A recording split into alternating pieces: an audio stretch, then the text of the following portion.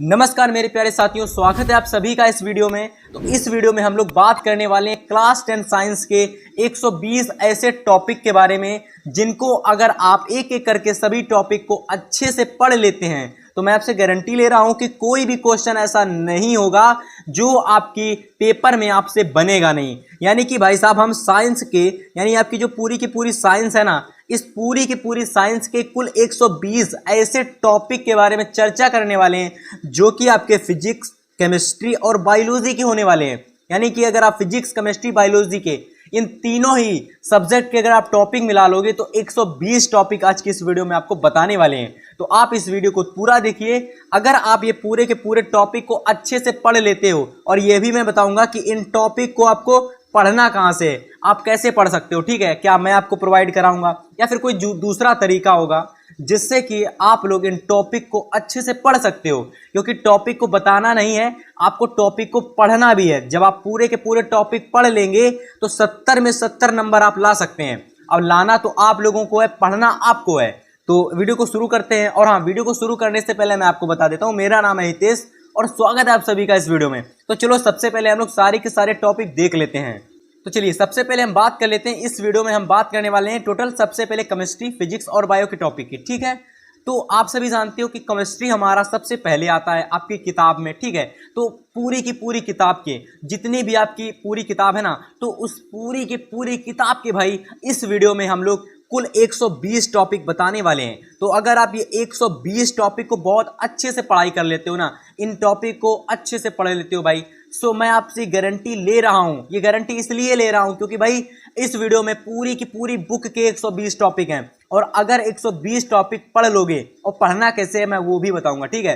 क्योंकि जब आप बुक पढ़ते हो ना, तो बुक को आप बड़े ही लंबे समय में पढ़ते हो। क्योंकि बुक एक ऐसी चीज होती है जिसको अगर आप प्रत्येक चैप्टर को पढ़ोगे ना तो आपको बड़ा ही झंझट लगेगा। लेकिन आपको 120 टॉपिक कैसे पढ़ने हैं मैं आपको वो बहुत अच्छे से बताऊंगा, ठीक है। तो टोटल 120 टॉपिक हैं। अब कैसे पढ़ने हैं, तो सबसे पहले मैं बता दूं पूरी की पूरी किताब के टॉपिक है IMP हैं, यूपी बोर्ड एग्जाम 2024 के लिए। वीडियो बहुत ही इंपॉर्टेंट है।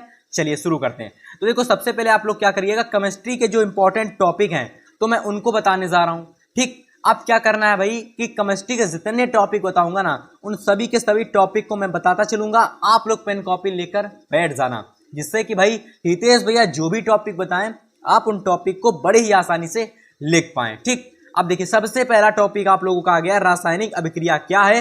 रासायनिक अभिक्रिया के प्रकार। अब देखो भाई यहां पर सबसे पहले आपको रासायनिक अभिक्रिया के बारे में पता होना चाहिए और उनके प्रकार के बारे में पता होना चाहिए। अब कौन कौन से प्रकार हो सकते हैं, तो सपोज करिए जैसे संयोजन अभिक्रिया हो गया, ठीक, वियोजन अभिक्रिया हो गया, विस्थापन अभिक्रिया हो गया, द्विस्थापन अभिक्रिया हो गया, संकलन अभिक्रिया हो गया, ठीक, उत्क्रमणीय अभिक्रिया, अनुत्क्रमणीय, अपघटन अभिक्रिया, वियोजन अभिक्रिया, वियोजन तो हो चुकी है, अपचयन अभिक्रिया, उपचयन अभिक्रिया। तो ये सारी की सारी आपकी रिएक्शन है, ठीक। इन सभी रिएक्शन को आपको प्रिपरेशन करनी है, अच्छे से तैयार करना है। सो पहला टॉपिक आपका very very most important topic है, ठीक। तो पहला टॉपिक तैयार कर लोगे। इसके बाद देखिए दूसरा जो आपका टॉपिक है, ये सारे टॉपिक बहुत ही ज्यादा इंपॉर्टेंट है आपके एग्जाम के लिए, ठीक। देखिए दूसरा टॉपिक आपका है कि दैनिक जीवन में होने वाले उपचयन अभिक्रियाएं। यानी कि भैया अभी तक हम लोग समझ रहे थे उप अभिक्रियाओं को, बट अब हम लोग समझेंगे दैनिक जीवन में होने वाली अभिक्रियाएं, जैसे कि संचारण हो गया और विकृत गंधिता हो गई। ये दोनों ही टॉपिक 2-2 नंबर वाले क्वेश्चन में बहुत ज्यादा आते हैं, ठीक। तो भैया 2-2 नंबर वाले के लिए दोनों ही टॉपिक बहुत इंपॉर्टेंट है। तीसरा टॉपिक है हमारा कि रासायनिक अभिक्रिया को संतुलित करना। यानी कि जो रासायनिक अभिक्रिया होती है इसको संतुलित भी किया जाता है। क्या किया जाता है? संतुलित। तो देखिए कोई भी रासायनिक अभिक्रिया होती है, ठीक, उसको हम लोगों को क्या करना पड़ता है? संतुलित करना पड़ता है। तो रासायनिक अभिक्रिया को कैसे संतुलित करते हैं, क्या विधि होती है, क्या करना पड़ता है, बोर्ड एग्जाम में क्वेश्चन जरूर आता है। चाहे आप किसी भी वर्ष का पेपर उठा लो, किसी भी ईयर का उठा लो, 2024 में ही हाल ही में क्वेश्चन आया था कि एक क्वेश्चन दे दिया गया था, आपसे कहेगा कि इस रासायनिक अभिक्रिया को संतुलित कीजिए, ठीक। तो 1 नंबर का क्वेश्चन यहां से बन जाता है। तो आप लोग अच्छे अच्छे टॉपिक को लिखते चलना, ठीक। चौथे नंबर पर टॉपिक मैंने लिया है कि अम्ल क्षार लवण क्या है।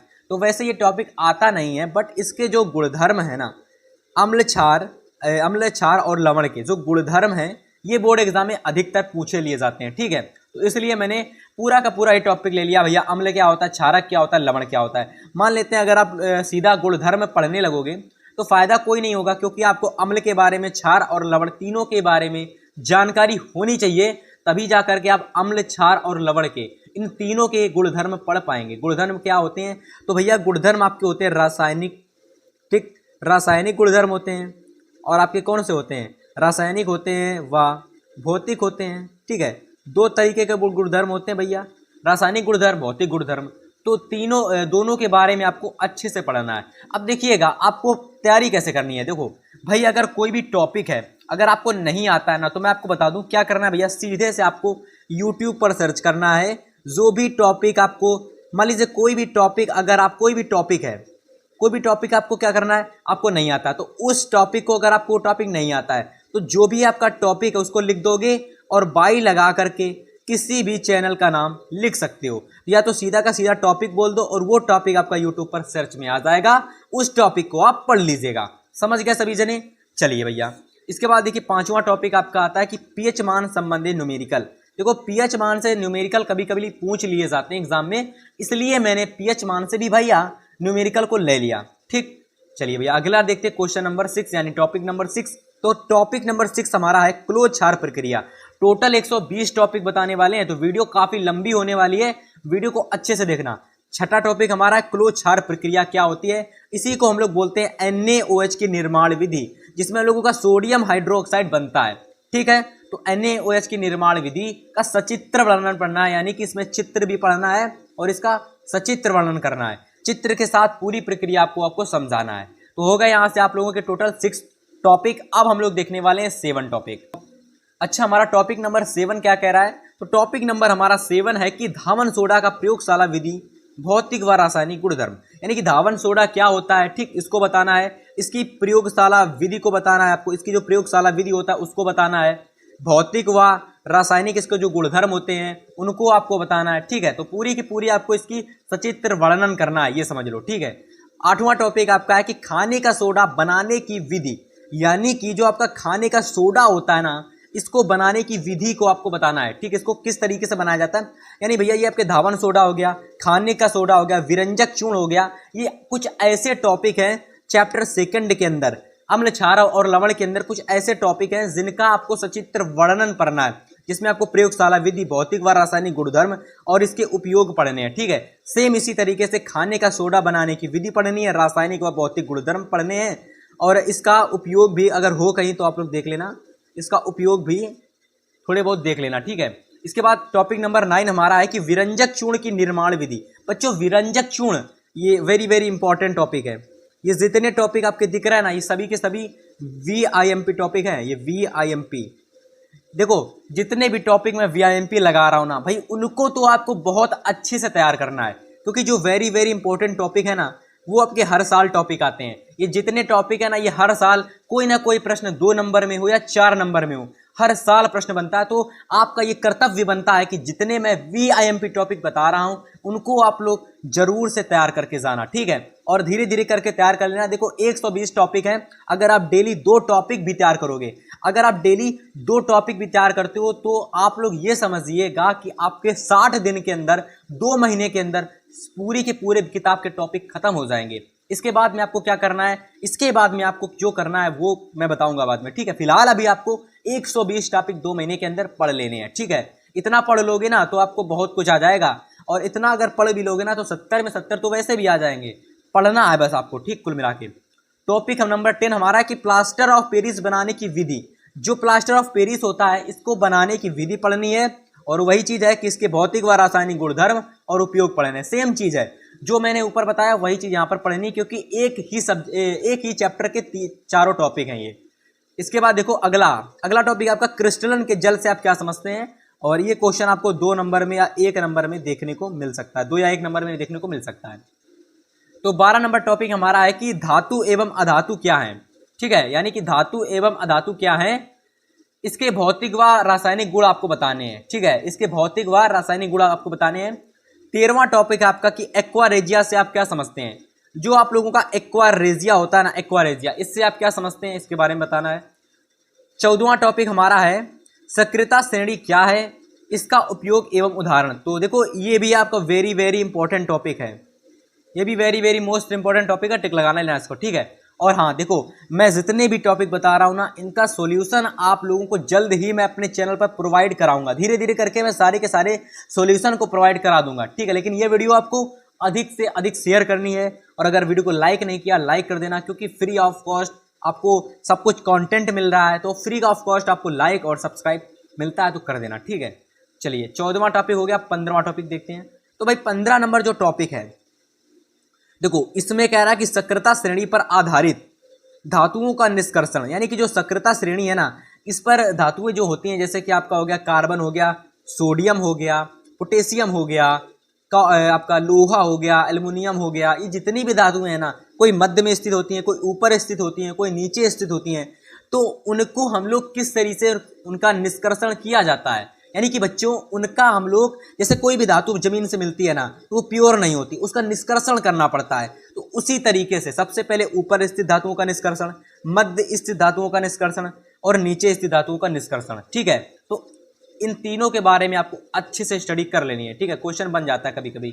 16वां नंबर टॉपिक आपका है कि धातुओं का निष्कर्षण में, अब देखो भाई धातु का जब निष्कर्षण कर लोगे, तो धातु के निष्कर्षण करने की, यानी कि निष्कर्षण करने की जो विधि होती है, जैसे कि निस्तापन हो गया, भर्जन हो गया, प्रगलन हो गया, गालक हो गया, इन सभी को आपको पढ़ना है, क्योंकि 2-2 नंबर में ये हर साल पूछ ली जाती हैं, ठीक है। तो भैया 16 टॉपिक हमारे यहाँ से हो चुके हैं। अब हम लोग देखते हैं टॉपिक नंबर 17। तो देखिए टॉपिक नंबर आपका 18 है, संचारण क्या है। आप कहेंगे सर जी भैया आपने 17 टॉपिक क्यों नहीं बताया। तो देखो 17 टॉपिक जो है ना, बहुत ही मोस्ट इंपॉर्टेंट टॉपिक है, तो भैया उस टॉपिक को हम बाद में बताएंगे। फिलहाल 18 नंबर टॉपिक देखो, 18 नंबर टॉपिक आपका है कि संचारण क्या है, यानी कि संचारण क्या है, संचारण से सुरक्षा कैसे की जा सकती है, इसके बारे में आपको बताना है। हम आपको सारे के सारे टॉपिक डिटेल से बताएंगे, एकदम आपको कोई भी दिक्कत नहीं लेनी है। इसके बाद देखो 19वां टॉपिक आपका है कि मिश्रात्वन, मिश्र धातु से आप क्या समझते हैं। देखो भाई ये मिश्रात्वन और मिश्र धातु एक ही टॉपिक है, लेकिन अगर आपको कहीं बोर्ड एग्जाम में मिश्रात्वन दे दिया गया और कहीं मिश्र धातु दे दिया गया, तो आप घबराए ना, इस वजह से हमने दोनों ही टॉपिक को लिख लिया है, ठीक है। इनकी आपको विशेषताएं भी पढ़नी है, समझ गए। इसके बाद देखो टॉपिक 20वां है आपका कि अमलगम क्या है, ठीक है ना, कि अमलगम क्या है, इसके बारे में आपको पढ़ना है। देखो ये टॉपिक वैसे तो कभी नहीं आया है, बट मैंने इस बार ले लिया, 2 नंबर में हो सकता है पूछ लिया जाए। 21वां टॉपिक आपका है कि कार्बन क्या है, यानी जो आप लोगों का कार्बन है, सी, कार्बन यानी सी, ये क्या है, संतृप्त व असंतृप्त हाइड्रोकार्बन से आप क्या समझते हैं। और ये बहुत ही ज्यादा वेरी मोस्ट इंपॉर्टेंट क्वेश्चन है। संतृप्त और असंतृप्त, इनके बीच में अंतर भी पूछ लिया जाता है, कभी कभी कह देता है इनकी परिभाषा बता दो, कभी कभी कह देता है इनसे आप क्या समझते हो, कभी कभी कह देता है संतृप्त व असंतृप्त हाइड्रोकार्बन क्या है। तो भाई बच्चों क्वेश्चन तो पूछने का अलग अलग तरीका बन जाता है, टॉपिक तैयार करो बस, और क्वेश्चन तो किसी भी तरीके से एग्जामिनर पूछ सकता है, क्यों, है ना, कहीं सही कहा ना मैंने। चलिए आगे देखते हो 22वां टॉपिक। तो 22वां टॉपिक आपका है कि अल्केन, एल्कीन व अल्काइन से आप क्या समझते हैं। ये भी काफी मोस्ट इंपॉर्टेंट टॉपिक बन जाता है, क्योंकि अल्केन अल्काइन से आप जब क्या समझेंगे, तो इन पर आधारित आपके बोर्ड एग्जाम में IUPAC बनाने के लिए आती है, क्या IUPAC, ठीक है। तो कभी कभी मैं आपको IUPAC के लिए वीडियो ला दूंगा, अगर आप कमेंट करेंगे तो IUPAC कैसे करते हैं मैं आपको बता दूंगा। चलिए अगला नंबर टॉपिक हमारा 23वां कि महत्वपूर्ण टिप्पणियां। अब देखो भाई जो महत्वपूर्ण टिप्पणी है ना, ये जो महत्वपूर्ण टिप्पणी है, टिप्पणी ये बोर्ड एग्जाम में बहुत आती हैं, जैसे कि समाव्यवस्था क्या हो गया, सजातीय श्रेणी, एसिटीकरण, साबुनीकरण, प्रतिस्थापन अभिक्रिया, दहन अभिक्रिया, ऑक्सीकरण अभिक्रिया। देखो यहाँ पर जो आपको ये प्रतिस्थापन अभिक्रिया दे रखी है ना, ये प्रतिस्थापन अभिक्रिया आपको चैप्टर नंबर 4 की पढ़नी है, ठीक है। चैप्टर नंबर 4 में प्रतिस्थापन अभिक्रिया अलग तरीके से है, और चैप्टर नंबर 2 के अंदर प्रतिस्थापन, जो चैप्टर 2 के अंदर है, वो अलग तरीके से है। अगर कहीं आपसे कह दे कि टिप्पणी लिखो, और टिप्पणी में आपसे कह दे प्रतिस्थापन अभिक्रिया, तो वहां पर आप लोगों को चैप्टर नंबर 4 की प्रतिस्थापन अभिक्रिया लिखनी है। और अगर कहीं सिंपल से पूछ दे कि प्रतिस्थापन अभिक्रिया क्या है, तो आप लोगों को चैप्टर नंबर 1 की जो है ना वो लिखनी है। चैप्टर नंबर 1 में सिंपल प्रतिस्थापन अभिक्रिया है, लेकिन चैप्टर नंबर 4 के अंदर जो प्रतिस्थापन अभिक्रिया थोड़ी सी कठिन वे में दी गई है, ठीक है। तो जो टिप्पणी अगर कहे तो भैया आप चौथी वाली ही लिखना, चौथे चैप्टर की लिखना, ठीक है। और कैसी होगी, कैसे करेंगे, वो सारी की सारी आपको यूट्यूब पर मिल जाएंगी। क्लासेस आपको यूट्यूब पर हर एक टॉपिक की अवेलेबल मिल जाएगी। आपको ये टेंशन नहीं लेनी कि टॉपिक कैसे मिलेगा, टॉपिक आपको यूट्यूब पर मिल जाएगा, लेकिन कौन मोस्ट इंपॉर्टेंट टॉपिक है ये नहीं मिलेगा। तो वही चीज मैं आपको बता रहा हूं, ठीक है। अब देखो आगे आपका 24 नंबर टॉपिक है कि एथिल अल्कोहल की निर्माण विधि। जो एथिल अल्कोहल होता है किस तरीके से बनाया जाता है और इसके भौतिक गुण क्या होते हैं, इसके रासायनिक गुण क्या होते हैं, इन सभी के बारे में आपको पढ़ लेना अच्छे से एकदम, ठीक है। 25 नंबर टॉपिक आपका कि एसिटिक अम्ल क्या है। अब देखो भाई एथिल अल्कोहल आपने पढ़ा, इसके बाद एसिटिक अम्ल भी आपको पढ़ना है। ये दोनों ही topic very very most important है, तो मैं वेरी वेरी इंपॉर्टेंट इनके में लिख दे रहा हूँ, ठीक है। ये बहुत ज़्यादा इंपॉर्टेंट टॉपिक है दोनों के दोनों, इनको आपको बहुत अच्छे से तैयार करना है भैया। अगला टॉपिक नंबर आपका 26 है कि साबुन क्या है, इसके प्रकार क्या है, इसके बाद मिसेल अपमार्जक, इन दोनों के बारे में अच्छे से पढ़ लेना है और ये भी आपका very very most important topic है। तो ये देखो तीनों के तीनों टॉपिक आपको बहुत अच्छे से पढ़ने हैं, अच्छे से देख लेना। जो टॉपिक बता रहा हूँ उसका स्क्रीनशॉट जरूर से ले लेना, ठीक है। चलिए 27 नंबर टॉपिक देखते हैं हम लोग। 27 नंबर टॉपिक आपका है, इससे पहले हम लोग 27 को समझें उससे पहले हम लोग टॉपिक 17 को समझ लेते हैं। तो 17 नंबर टॉपिक आपका है कि मेंडलीव की आवर्त सारणी व इसके सामान्य लक्षण व दोष बताइए। तो जो आपकी मेंडलीव की आवर्त सारणी होती है ना, ये बोर्ड एग्जाम में पूछ ली जाती है और कभी कभी इसके दोष भी आ जाते हैं, लक्षण भी कभी कभी अलग से पूछ लेता है। तो पूरा का पूरा टॉपिक आपको अच्छे से पढ़ लेना है, ठीक है। फिर देखो जब मेंडलीव की आवर्त सारणी आई तो कुछ ना कुछ उसमें दोष पाए गए, तो दोष को पूरा करने के लिए एक नई आवर्त सारणी आई जिसे कहा गया मेंडलीव की आवर्त सारणी का संशोधन, और इसी को हम लोग आधुनिक आवर्त सारणी भी बोलते हैं। तो मेंडलीव की आवर्त सारणी में कुछ दोष थे, उन दोष को पूरा करने के लिए आई थी आपकी आधुनिक आवर्त सारणी। तो आधुनिक आवर्त सारणी की आपको विशेषताएं पढ़नी है और इसके उपयोग पढ़ने हैं। इसके बाद देखो 28 नंबर टॉपिक आपका संयोजकता हुआ परमाणु त्रिज्या से आप क्या समझते हैं। 28 नंबर टॉपिक भी इंपॉर्टेंट है, देख लेना इसको। 29 नंबर टॉपिक है आपका कि निरूपक तत्व व विकर्ण संबंधी तत्व क्या है, कि निरूपक तत्व और विकर्ण संबंधी तत्व ये क्या है, इन दोनों तत्वों के बारे में आपको बताना है। इनकी डेफिनेशन क्या है, वो सारी चीज़ें आप लोग देख लेना। जब आप यूट्यूब पर सर्च करेंगे तो आपको अच्छे से चीज़ें समझ में आ जाएंगी, है ना। अब देखो अब हम आपको बताने वाले बायोलॉजी के इंपॉर्टेंट टॉपिक।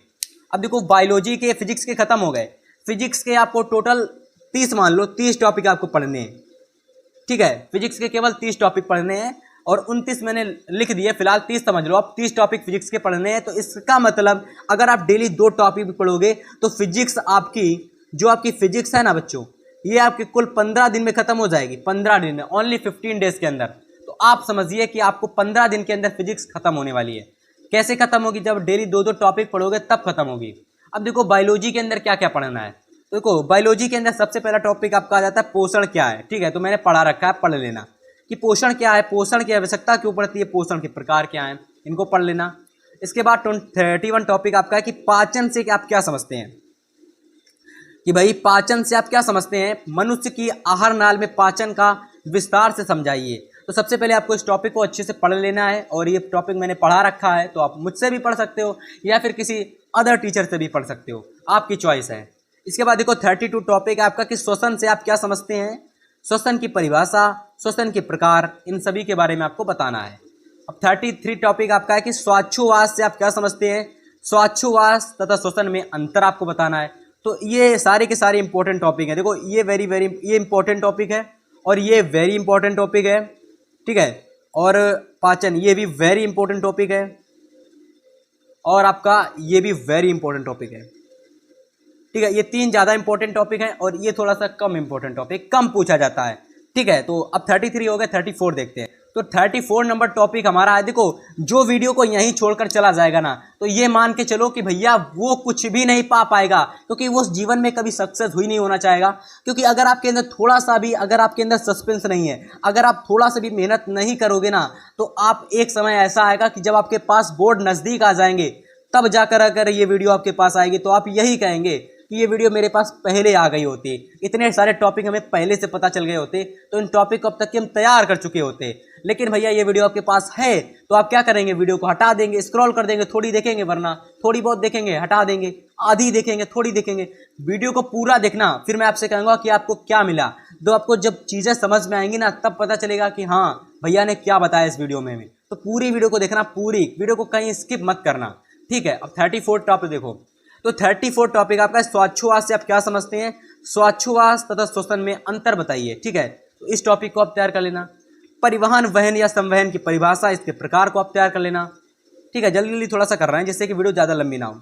36 नंबर टॉपिक है आपके धमनी क्या है, सिरा क्या है, धमनी सिरा क्या है, इनके बीच अंतर पढ़ लेना भाई। मनुष्य में रुधिर परिसंचरण तंत्र से आप क्या समझते हो? जो मनुष्य होते हैं इसमें रुधिर परिसंचरण तंत्र से आप क्या समझते हो, इसके बारे में पढ़ लेना। 38 नंबर टॉपिक आपका कि मानव हृदय के व्यवस्थात्मक काट का, यानी कि व्यवस्थात्मक का मतलब होता है कि जो बाहरी संरचना है ना, इसका आपको सॉरी व्यवस्थात्मक का मतलब होता है कि अंदरूनी संरचना, अंदर की संरचना का चित्र, ठीक है, अंदर की जो संरचना होती है उसका चित्र, ठीक है। 39 नंबर टॉपिक आपका मानव हृदय की बाह्य संरचना का सचित्र वर्णन, ठीक है, दोनों ही हृदय में से, अंदर और बाहर में से आपका ये वेरी इंपॉर्टेंट टॉपिक है, ठीक है, ये बहुत ही मोस्ट इंपॉर्टेंट टॉपिक है। इसके बाद देखो लसिका क्या है, रुधिर एवं लसिका में अंतर बताइए। अब देखो सारे टॉपिक आपको पढ़ने हैं, बट मैं जो वेरी इंपॉर्टेंट बता रहा हूं ना, इसका मतलब है कि ये या तो 2021 में पूछे गए हैं, या तो 2022 में पूछे गए हैं, या तो 2023 में पूछे गए हैं, ठीक है, ये मैं बता रहा हूं। बाकी इंपॉर्टेंट तो सारे के सारे ही टॉपिक हैं। अब देखो 41 टॉपिक आपका है कि प्रकाश संश्लेषण क्या है, इसकी परिभाषा, प्रक्रिया व क्रियाविधि का सचित्र वर्णन बताइए। तो इसको भी तैयार कर लेना, प्रकाश संश्लेषण, ये भी काफी मोस्ट इंपॉर्टेंट है, ठीक है। इसके बाद देखो 42 टॉपिक है प्रकाश संश्लेषण। देखो प्रकाश संश्लेषण में लिखा हुआ है, इसका मतलब ये है कि प्रकाश संश्लेषण में कुछ ना कुछ तैयार करना है। क्या तैयार करना है, चलिए देखते हैं। तो देखो प्रकाश संश्लेषण में आपको तैयार करना है कि प्रकाश संश्लेषण के लिए सूर्य का प्रकाश की आवश्यकता, यानी कि प्रकाश संश्लेषण के लिए सूर्य, जो सूर्य होता है इसकी प्रकाश की आवश्यकता क्यों पड़ती है, इसको बताना है। दूसरा टॉपिक आपका कि मंड की उपस्थिति के लिए आधिपत्य वाला मोल का प्रयोग, ये भी टॉपिक आपको मिल जाएगा, आप यूट्यूब पर सर्च कर लेना वरना बुक में देख लेना। प्रकाश संश्लेषण में ऑक्सीजन कैसे निकलती है, ये भी टॉपिक आपका इंपॉर्टेंट है। चलिए 42 हो गया। 43 टॉपिक देखो भाई, 43 टॉपिक आपका है प्रकाश संश्लेषण की परिभाषा व प्रकाश संश्लेषण को प्रभावित करने वाले कारक, यानी प्रकाश संश्लेषण की परिभाषा क्या है और प्रकाश संश्लेषण को प्रभावित करने वाले कारक क्या हैं, ठीक है ना, उनको पढ़ लेना। इसके बाद 44 टॉपिक है आपका कि पादपों में जल का परिवहन, यानी जो पादप होते हैं इनमें जल का परिवहन किस तरीके से होता है। इसी में आपको पढ़ना है कि मूल रूमों द्वारा जल का अवशोषण, यानी कि पादपों में जो जल का परिवहन होता है दो तरीके से होता है, मूल रूमों द्वारा जल का अवशोषण, जड़ में पानी का संवहन। इन दोनों ही टॉपिक को अच्छे से पढ़ लेना बच्चों, ठीक है। इसके बाद देखो 45 टॉपिक है मूलदाब से आप क्या समझते हो, ये भी काफी इंपॉर्टेंट टॉपिक है मूलदाब, है ना। अब देखिए 46 टॉपिक आपका है कि वाष्पो उत्सर्जन से आप क्या समझते हो, कि वाष्पो उत्सर्जन से आप क्या समझते हो, इसकी परिभाषा, क्रियाविधि, इसका प्रदर्शन, क्रियाविधि का, इसके प्रकार का सचित्र वर्णन पढ़ना है, ठीक है। अगला टॉपिक आपका 44 है कि रंध्र क्या है, इसकी संरचना तथा इसके खुलने तथा बंद होने की प्रक्रिया, आपको पूरा पढ़ना है कि भाई रंध्र क्या होते हैं, इसकी संरचना पढ़नी है, इसके खुलने तथा बंद होने की प्रक्रिया पढ़नी है, सब कुछ पढ़ लेना अच्छे से एकदम। आगे 48 टॉपिक आपका है कि वाष्पो उत्सर्जन क्या है, इसके लाभ व इसके प्रभावित करने वाले कारक, इन सभी के बारे में अच्छे से पढ़ लेना एकदम, ठीक है। तो 48 टॉपिक आपके यहाँ से कंप्लीट हो चुके हैं। काफ़ी ज़्यादा गर्मी है स्टूडेंट्स, ठीक है, तो गर्मी में आपके लिए वीडियो बनाई जा रही है, तो आप गर्मी में पढ़ भी तो सकते हैं ना, कि नहीं पढ़ सकते भाई, कमेंट करिए बताइएगा, नहीं पढ़ सकते हैं। अरे भाई पढ़ोगे नहीं तो भाई पछताओगे बाद में कि काश ये वीडियो पहले आ गई होती। 49 टॉपिक देख लो भाई। 49 टॉपिक आपका उत्सर्जन क्या है, तो भाई उत्सर्जन क्या है इसको पढ़ लेना डिटेल से एकदम, ठीक है, हमने पढ़ा रखा है, ठीक है, वेरी इंपॉर्टेंट है, पढ़ा रखा है। समन्वयन क्या है, समन्वयन क्या है, समन्वयन एवं नियंत्रण क्या है, तो ये भी टॉपिक इंपॉर्टेंट है, इसको भी तैयार कर लेना। अगला 51 टॉपिक की तंत्रिका तंत्र से आप क्या समझते हैं, तंत्रिका ऊतक से आप क्या समझते हैं। न्यूरॉन की संरचना भी इसी में काफी बार पूछी गई है। देखो सबसे पहला टॉपिक आपसे पूछ सकता है कि तंत्रिका तंत्र से आप क्या समझते हो, तंत्रिका ऊतक क्या है, न्यूरॉन की संरचना। 3 टॉपिक अलग अलग टॉपिक हैं ये तीनों के तीनों, ठीक है, बट एक है इनका मेन टॉपिक, वो है तंत्रिका तंत्र, और तंत्रिका तंत्र से तीनों के तीनों टॉपिक बन जाते हैं। ऐसा ही अगला टॉपिक है मेरुरज्जु क्या है, इसकी परिभाषा व कार्य लिखिए। 53 टॉपिक है आपका प्रत्यावर्ती क्रियाएं या रिफ्लेक्स क्रिया से आप क्या समझते हैं, ठीक है, परिभाषा उदाहरण सहित आपको बतानी है।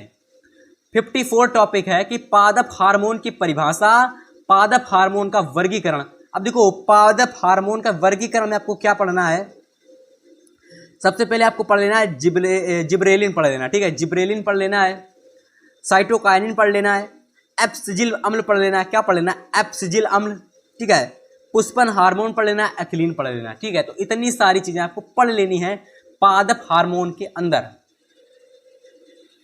इसके बाद देखिए 55 टॉपिक आपका है कि ऑक्सीजन तथा जिब्रेलिन क्या है, ठीक है। ऑक्सिन तथा जिब्रेलिन क्या है, ऑक्सिन तथा जिब्रेलिन में अंतर आपको बताना है।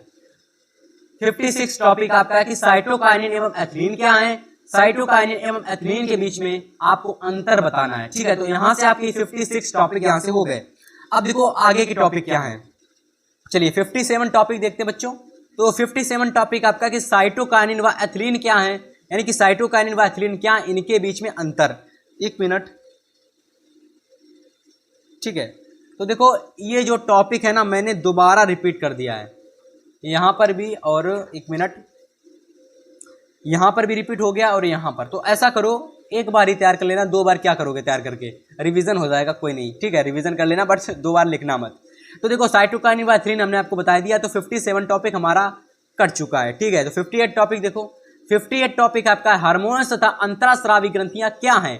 हार्मोन्स क्या है, अंतरास्रावी ग्रंथियां क्या हैं, इनके बारे में पढ़ लेना, इनकी परिभाषा को देख लेना भैया। इसके बाद 59 टॉपिक है पादपों में अलैंगिक जनन से आप क्या समझते हैं, पादपों में अलैंगिक जनन की क्रियाविधि का वर्णन, ठीक है। इसके बाद देखो 60 टॉपिक है कायिक जनन से आप क्या समझते हैं, पादपों में प्रवर्धन किन किन भागों से होता है। देखो कायिक जनन आप जब पढ़ोगे ना, कायिक जनन, तो इसमें आपको पता चलेगा कि जो पादप होते हैं ना, पादप में क्या होता है, छोटे छोटे रंध्र होते हैं, क्या होते हैं, रंध्र।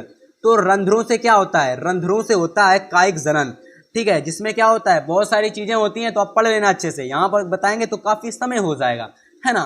चलो आगे देखते हैं 61 टॉपिक। टॉपिक नंबर 61 हमारा है कि लैंगिक जनन से आप क्या समझते हैं, पौधों में लैंगिक जनन कैसे होता है, सभी भागों का विस्तार सहित वर्णन बताइए। 62 टॉपिक है पुष्पी पौधों में लैंगिक जनन की सचित्र वर्णन, यानी कि पुष्पी जो पौधे होते हैं उनमें लैंगिक जनन किस तरीके से होता है, उसका सचित्र वर्णन पढ़ लेना है। 63 टॉपिक पढ़ो बच्चों की परागण क्या है, परागण क्या है। तो परागण क्या है, परागण के प्रकार, स्वपरागण पर परागण में अंतर बताना है, ठीक है। तो काफी वेरी इंपॉर्टेंट टॉपिक है, सारे के सारे हम भूल जा रहे हैं, बट आपके जो वेरी इंपॉर्टेंट टॉपिक है ना, वो काफी इंपॉर्टेंट टॉपिक है, उनको मैं टिक लगवा दे रहा हूँ। बाकी तैयार आपको सारे करने, अगर आपके पास समय है तो आप सारे की सारे तैयार करिए, और आपको 70 में 70 लाने से कोई भी नहीं रोक सकता, ठीक है। इसके बाद देखो 64 टॉपिक है बीजांड की संरचना का सचित्र वर्णन। जो बीजांड होता है इसकी संरचना का सचित्र वर्णन पढ़ना है। 65 टॉपिक में पढ़ना है कि निषेचन से आप क्या समझते हैं, परागण तथा निषेचन में अंतर पढ़ना है, ठीक है। तो 65 टॉपिक आपके कंप्लीट हो चुके हैं। तो अगर आपने वीडियो को लाइक नहीं किया है तो वीडियो को लाइक कर देना, क्योंकि आधे टॉपिक आपके कंप्लीट हो चुके हैं। तो चलिए बच्चों हम देखते हैं 66 टॉपिक, जो कि बहुत ज़्यादा इंपॉर्टेंट होने वाला है। तो आगे हमारा जो 66 टॉपिक है ये है कि निषेचन क्या है, निषेचन के बाद पुष्प में होने वाले परिवर्तन का सचित्र वर्णन, यानी कि सबसे पहले निषेचन क्या है ये पढ़ लेना। इसके बाद निषेचन के बाद जब निषेचन हो जाता है तो पुष्प में जो परिवर्तन होता है उसको पढ़ लेना भैया, टॉपिक कवर हो जाएगा। इसके बाद जंतुओं में जनन में कालिकोत्पादन, ठीक है, कालिकोत्पादन, ठीक है, इसको पढ़ लेना, कालिकोत्पादन द्वारा जनन पढ़ लेना, पुनरुद्भवन पढ़ लेना, विखंडन द्वारा जनन पढ़ लेना, ठीक है। ये टॉपिक हो जाएगा कंप्लीट। इसके बाद 68 टॉपिक में पढ़ लेना जनसंख्या वृद्धि क्या है, जनसंख्या वृद्धि का मानव समाज पर दुष्ट प्रभाव, जनसंख्या वृद्धि को रोकने के व्यवहारिक उपाय, इसको पढ़ लेना। इसके बाद आप लोगों को 69 टॉपिक पढ़ना है कि परिवार नियोजन क्या है, ठीक है ना, परिवार नियोजन क्या है, परिवार नियोजन की विधियों का विस्तार पूर्वक आपको वर्णन पढ़ना है। इसके बाद अनुवांशिकता से आप क्या समझते हो, इसको पढ़ लेना, जो कि आपका लास्ट चैप्टर है बायो का, ठीक है। 71 टॉपिक है आपका मेंडल कौन थे, मेंडल ने मटर के पौधे पर प्रयोग क्यों किया था, इन्होंने क्यों मटर के पौधे को चुना था और इनकी क्या सफलता के कारण रहे, सब कुछ आपको अच्छे से पढ़ लेना है, ठीक है। इसके बाद 72 टॉपिक है आपका कि एक संकर द्विसंकर, ठीक है ना, एक संकर क्रॉस द्विसंकर क्रॉस क्या है, एक संकर क्रॉस, ठीक है ना बच्चों, एक संकर क्रॉस द्विसंकर क्रॉस क्या है। 73 टॉपिक है कि मेंडल के तीनों नियम, प्रभाविता का नियम, पृथक्करण का नियम, अपवहन का नियम, इन तीनों नियम को आपको बड़े ही अच्छे से तैयार कर लेना है, क्योंकि तीनों के तीनों नियम बहुत बार बोर्ड एग्जाम में आए हैं। आप चाहे 2023 का उठा लो, 22 का उठा लो, किसी भी वर्ष का पेपर उठा लो, तो ये जो तीनों नियम है ना आपको जरूर देखने को मिलेंगे किसी ना किसी सेट में जरूर। तो भाई इन तीनों ही नियम को आपको जरूर अच्छे से तैयार कर लेना है, ठीक है। अब हम देखने वाले 70। तो अगला टॉपिक हमारा 74 टॉपिक है कि मेंडल के कार्यों में प्रयुक्त होने वाली शब्दावली, जैसे कि टिप्पणी, जिसको हम लोग कहते हैं टिप्पणी, जो कि हर समय बोर्ड एग्जाम में बायो में आया करती हैं। प्रभावी व अप्रभावी लक्षण तैयार कर लेना। देखो ऐसी वीडियो आपको YouTube पर फिर कभी नहीं मिलेगी, क्योंकि ये जो वीडियो देखेगा वो हमेशा यही कहेगा ये वीडियो मेरे पास आ गई, इसका मतलब हमारी तैयारी अच्छी हुई है इस वीडियो के कारण। तो इस वीडियो को जिसने भी देख लिया ना तो ये समझिए उसकी तो बल्ले बल्ले, और जिसने नहीं देखा तो उसकी घर में गल्ले।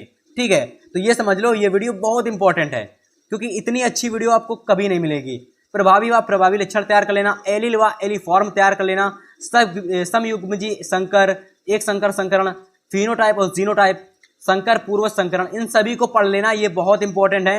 ये सारे के सारे प्रीवियस ईयर में पूछे गए क्वेश्चन है। ठीक है,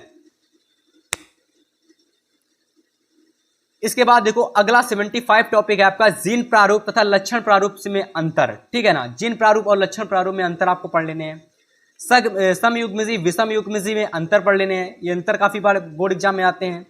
गुणसूत्र क्या है, जंतुओं व पादपों में गुणसूत्र पढ़ लेना है।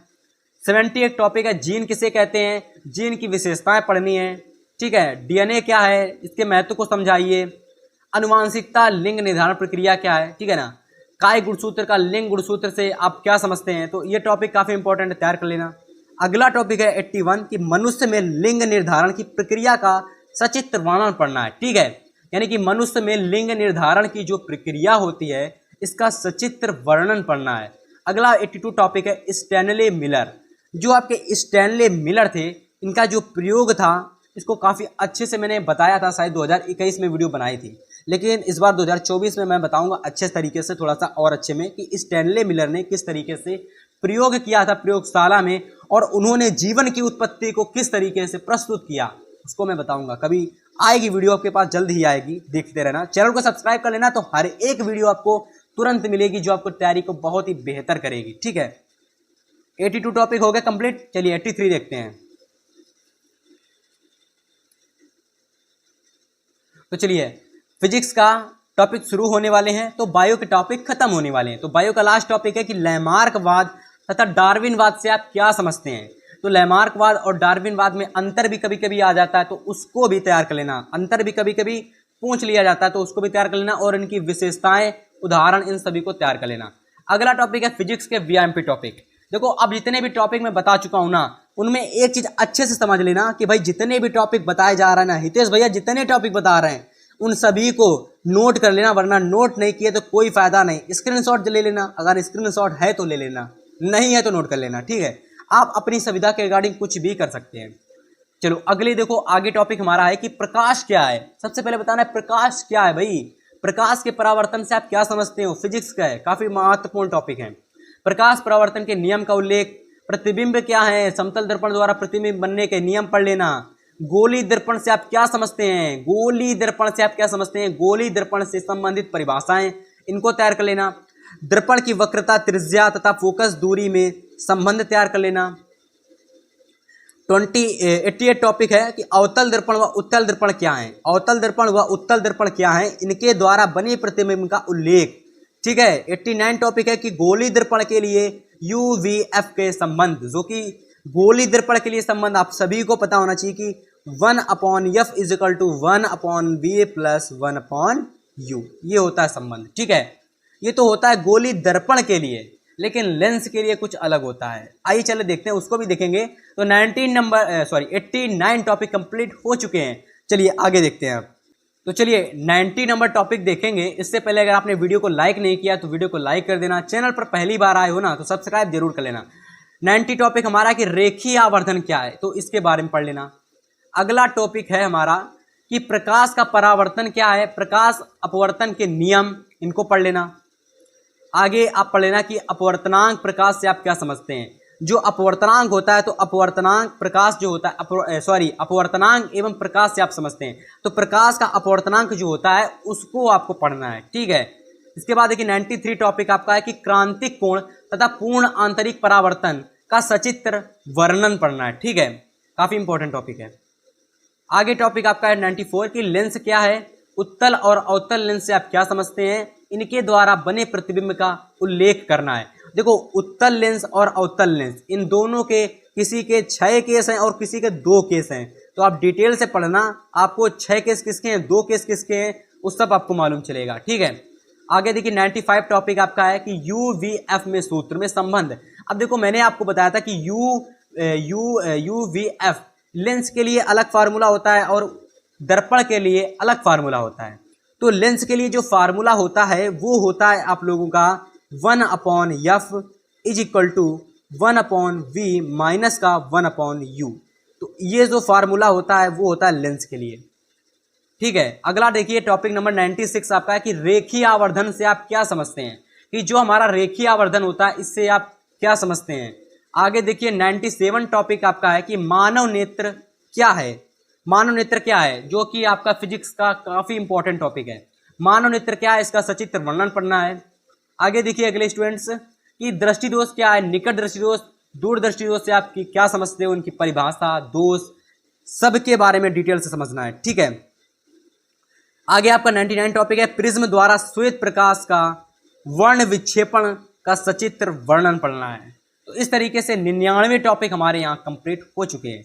आगे देखिए 100 टॉपिक आपका है कि प्रिज्म क्या है, कांच के प्रिज्म से प्रकाश के अपवर्तन का सूत्र ज्ञात करना है, निगमन नहीं करना, ज्ञात करना है। ठीक है, तो प्रिज्म क्या है, कांच के प्रिज्म से प्रकाश के अपवर्तन का सूत्र बताना है। ठीक है, तो यहां से आपके 100 टॉपिक कंप्लीट हो चुके हैं। तो अब हम देखेंगे आगे के टॉपिक।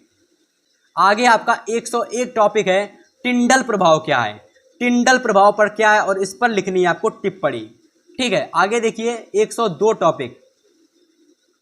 102 टॉपिक में आपको पढ़ना है कि प्रकाश के प्रकीर्णन से आप क्या समझते हैं, प्रकाश के प्रकीर्णन से आप क्या समझते हैं। और ये topic very very important topic है कि प्रकाश के प्रकीर्णन से आप क्या समझते हैं। इसी में आपको देखो जब आप ये पढ़ोगे ना प्रकाश का प्रकीर्णन, तो इसमें अलग अलग टाइप आपको देखने के मिलेंगे, जैसे कि प्रकाश रंग का नीला क्यों दिखाई पड़ता है, प्रकाश रंग नीला क्यों दिखाई पड़ता है, या फिर प्रकाश का रंग नीला क्यों दिखाई पड़ता है, ये टॉपिक मिलेगा। सूर्योदय सूर्यास्त के समय सूर्य दिखाई पड़ता है, कैसा दिखाई पड़ता है वो पढ़ने को मिलेगा। रात्र में तारे क्यों टिमटिमाते हैं, ये पढ़ना। तो सभी टॉपिक इंपॉर्टेंट है यार, कभी कभी बोर्ड एग्जाम में पूछ लिए जाते हैं। ठीक है, आगे देखो 103 टॉपिक। तो 103 टॉपिक हमारा कि विद्युत विभव और विद्युत विभवांतर की परिभाषा और सूत्र बताना है। तो विद्युत विभव तथा विद्युत विभवांतर से आप क्या समझते हैं, काफी बार बोर्ड एग्जाम में पूछा गया टॉपिक है। चलिए भाई अगला टॉपिक 104 टॉपिक आपका है कि विद्युत धारा क्या है। ये काफी मोस्ट इंपॉर्टेंट टॉपिक हैं सारी के सारे टॉपिक, कि विद्युत धारा क्या है, इससे आप क्या समझते हो, और कूलाम और एम्पियर में क्या संबंध है। देखो कूलाम और एम्पियर में क्या संबंध है, ये देखो जब आप पढ़ोगे तभी आपको पता चलेगा। ठीक है, क्या संबंध है। टॉपिक अच्छे से नोट कर लो, कोई दिक्कत नहीं है। जब आप टॉपिक अच्छे से नोट कर लोगे, नोट करने के बाद में जब आप टॉपिक पढ़ने बैठोगे सब समझ में आ जाएगा। फिलहाल जो बता रहे हैं उसको अच्छे से नोट कर लो। ठीक है, इसके बाद देखो ये जो टॉपिक है ना, ओम का नियम क्या है, इसका ओम के नियम का सत्यापन, ये काफी इंपॉर्टेंट टॉपिक है, ये बोर्ड एग्जाम में बहुत बार पूछा गया है। ठीक है, तो भाई इसको तैयार कर लेना। चलिए अगला 106 नंबर टॉपिक है कि विद्युत प्रतिरोध की परिभाषा का सूत्र।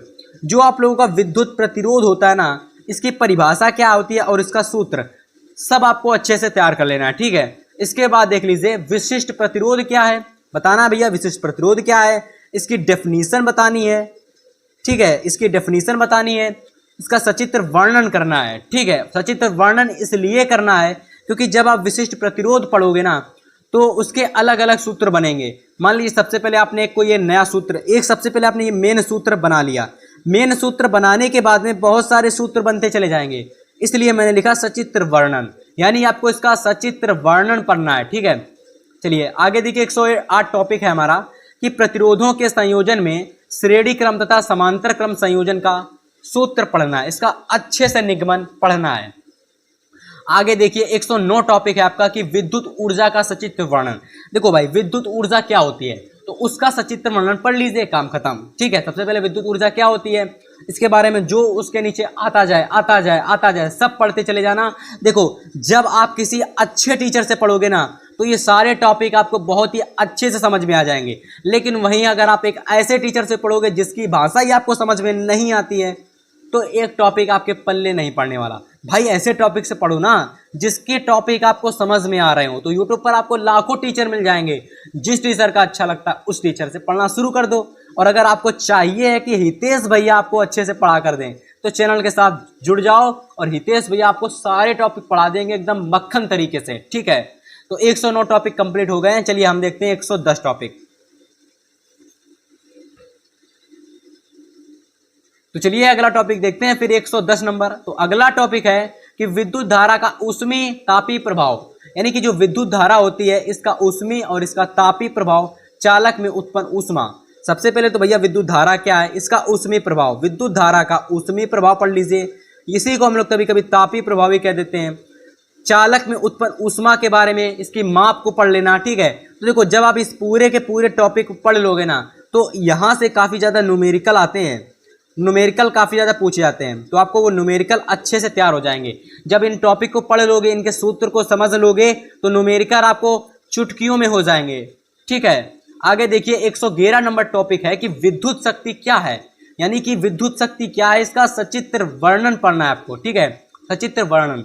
आगे देखिए 112 टॉपिक नंबर 112 है कि विद्युत ऊर्जा क्या है, इसकी माप, ठीक है। विद्युत ऊर्जा की माप किलोवाट घंटा तथा किलोवाट घंटा में संबंध, विद्युत ऊर्जा की माप किलोवाट घंटा तथा किलोवाट घंटा में संबंध पढ़ना है। आगे 113 टॉपिक है कि वैद्युत बल रेखाएं, जो आपकी विद्युत बल रेखाएं या तो वैद्युत बल रेखाएं कुछ भी कह लो, तो वैद्युत बल रेखाओं की जो दिशा होती है उसको ज्ञात करने के नियम होते हैं, ठीक है। तो भाई विद्युत बल रेखाओं को ज्ञात करने के कौन कौन से नियम हैं, तो देखो भाई विद्युत बल रेखाओं को ज्ञात करने के सबसे पहला नियम है दक्षिणावर्ती पेच का नियम, दूसरा है दाएं हाथ का नियम, ठीक है, दाएं हाथ के अंगूठे का नियम है, इसको अच्छे से पढ़ लेना, ठीक है। तो काफ़ी सारे स्टूडेंट्स कमेंट करते हैं कि भैया अच्छे से पढ़ाया करो, तो देखो भाई अच्छे से पढ़ा रहे हैं, अच्छे से कमेंट किया करो और अच्छे से लाइक कर दिया करो।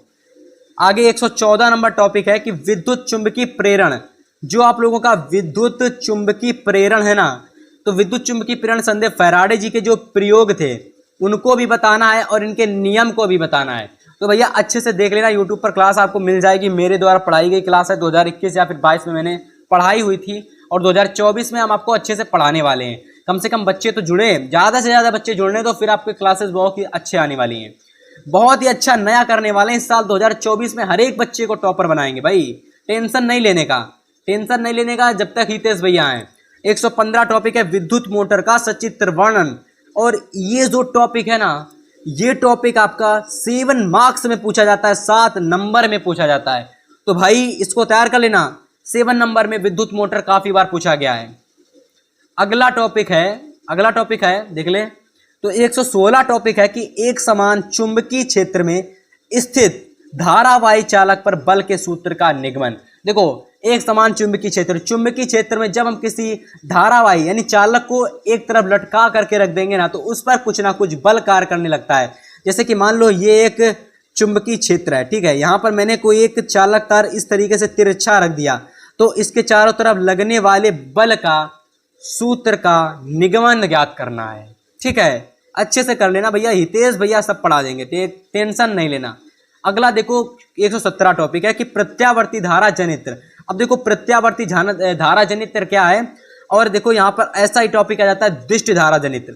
तो दोनों ही टॉपिक अलग अलग टॉपिक हैं, बट काफ़ी सारे स्टूडेंट क्या होते हैं एक समझ लेते हैं, क्योंकि भैया इसमें अथवा में इसमें भी डायनेमो होता है और दिष्ट धारा जनित्र अथवा डायनेमो, तो और इसमें भी डायनेमो होता है, यानी कि दिष्ट धारा जनित्र अथवा डायनेमो का सचित्र वर्णन, यानी दोनों में डायनेमो आ जाता है। तो काफ़ी सारे बच्चे घबरा जाते हैं, सोचते हैं कि एक ही टॉपिक है, जबकि ऐसा नहीं होता है। ये दोनों के दोनों टॉपिक अलग होते हैं, इसमें चीज़ें अलग होती हैं, इसमें चीज़ें अलग तरीके से कार्य करती हैं। तो दोनों टॉपिक अलग हैं। यूट्यूब पर सर्च कर लेना कि प्रत्यावर्ती धारा जनित्र क्या है, सचित्र वर्णन, आ जाएगा टॉपिक। दिष्ट धारा जनित्र क्या है, सचित्र वर्णन, आ जाएगा टॉपिक। अच्छे से देख लेना, एकदम कहीं कोई दिक्कत हो तो कमेंट कर देना, बस कोई दिक्कत नहीं। 118 टॉपिक हमारे यहाँ से कंप्लीट हो चुके हैं, तो वीडियो को लाइक कर देना क्योंकि आपका लास्ट टॉपिक आ चुका है और 120 टॉपिक को मैंने नहीं लिया हुआ है। अब देखो 120 टॉपिक इसलिए मैंने नहीं लिया क्योंकि 120 टॉपिक आपकी किताब में नहीं है, और जैसी बात है जो टॉपिक आपकी किताब में नहीं होगा हितेश भैया उसको फर्जी में लेकर के आपके ऊपर बोझ नहीं डालेंगे। तो इसलिए हम कह रहे हैं जितने टॉपिक दिए हैं ना एकदम छांट करके दिए हैं, बस उनको तैयार कर लेना। और इसके बाद अगर कोई में डाउट आ रहा है ना तो कमेंट कर देना, आपको हर एक टॉपिक को अच्छे से एक्सप्लेनेशन पढ़ा दिया जाएगा। चलिए 119 टॉपिक देख लेते हैं क्या है कि दिष्ट धारा तथा प्रत्यावर्ती धाराएं क्या हैं। सबसे पहले बताइए भाई दिष्ट धारा क्या है, प्रत्यावर्ती धारा क्या है, इनकी डेफिनेशन को बताइए, ये क्या है इनको बताइए। इसके बाद दिष्ट धारा और प्रत्यावर्ती धारा में अंतर बताइए। तो देखिए ये वीडियो की क्लास खत्म हो गई, आपकी जो पूरी की पूरी क्लास है ना खत्म हो गई।